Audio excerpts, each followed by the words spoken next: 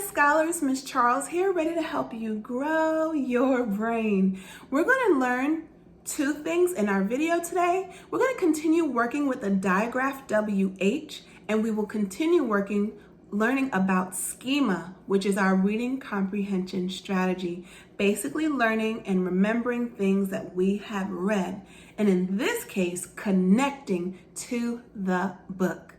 For this video, you will need your book, I Did Not Give Up. If you don't have it, now is a good time to pause the video and go grab it. Awesome. Now that we have everything we need, let's jump right in. So in our last video, I explained that there were two sounds for the digraph WH. Remember that a digraph is when two consonants come together to make one sound.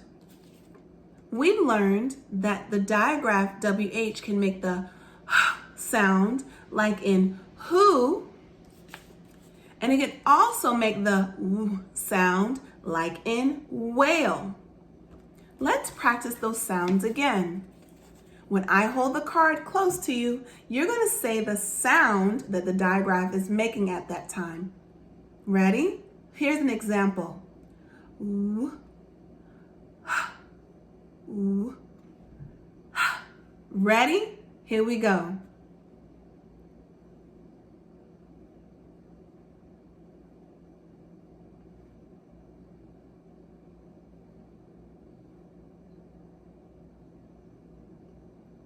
Wow, you did an awesome job saying the correct sounds that the digraph is making at that time. Let's see if you can do it with our anchor chart. Let's go. Now, in our last video, we focused mainly on the sight words that have the w sound. The words that we read together were when, where, why, and what. And I explained that in the video today, we'd be focusing on the sound. So let's jump right in. This is the sight word, who. Are you ready to read it? Let's go. One more time. Great. This is the sight word, whom. Whom. Ready? Let's read. One more time. Good. This is the sight word, whose. Like, whose shoe is this? Whose. Here we go. Your turn. One more time. Great. And last word.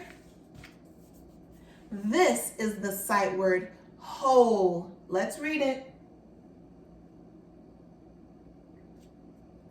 Whole. Like, I missed my whole class. That is the word whole. Let's read all of our WH digraph words. The w sounds and the h sounds. Ready? Let's read it together. When, where, why, what, who, whom, whose, whole. Shine to you. I know that wasn't easy. These are some words that you may or may not know already. So I'm really proud of you showing your tenacity and growing your brain. Now, let's remember what we discussed with our reading comprehension strategy in our last video. We talked about schema. Who remembers what schema is? Correct. Schema is using your prior knowledge of what you already know to connect with a book. So schema is prior knowledge, okay? Schema, prior knowledge. You got it.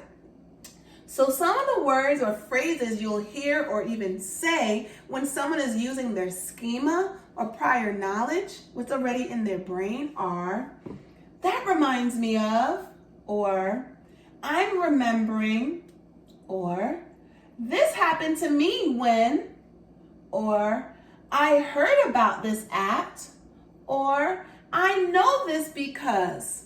These are all phrases that you can use or you might have heard when you're using or hearing someone talking about their schema, what they already know. Another phrase for that is prior knowledge.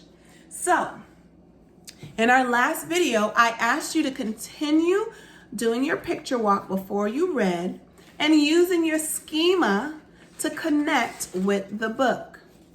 Now, I'm opened up to page 8. Were you able to use your schema on this page as well when Ellie was trying to jump rope? Have you ever fallen down when you were trying to jump rope or trying to do something that might have been really hard for you? What happened? Did you give up or did you keep trying? Yeah, I'm pretty sure you kept trying and now you're a pro or you're almost there. I remember a time, actually last school year, with my students, they did not know how to jump rope. And I was out on the playground with them and I helped them jump rope or learn how to do that. And it felt really good to teach them that, and it felt good for them to learn something new. A lot of them had a hard time, but they did not give up. And by the end of the week, they learned how to jump rope too, just like me. So I remember that time, and that's how I'm showing my schema right now. Oh, it looks like Ellie is trying to ride her bike. I'm going to show you how I use my schema. I remember a time when I was trying to ride my bike, and my dad took me on the sidewalk in front of my house, and we would go up and down and up and down, and every time he let me go, my bike would just tilt over and I would start screaming. But I didn't want to quit because all of my friends that lived around me, they knew how to ride their bikes, and I wanted to be cool just like them. So I used my tenacity and I was able to learn because I did not give up. Did that happen to you or something like it? How about roller skating or skateboarding? Yeah.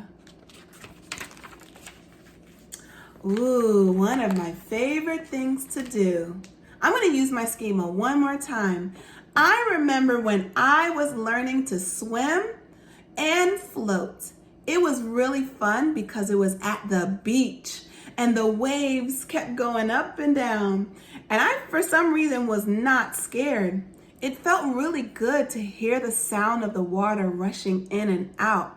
So that's me using my schema and connecting to Ellie. Have you learned to swim yet? Have you learned to float on your back?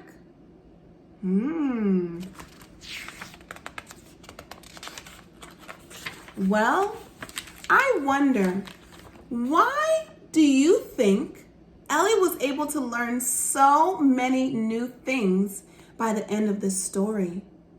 Why do you think she learned so many new things? Is it because she quit every single time something was hard? No, it's because she did not quit. Just like you, she showed tenacity. Maybe she needs to come to Ethos. Well, this was really fun learning and growing with you today. I see that Ellie is really happy, just like you must have been when you were able to read the whole book by yourself. Wow.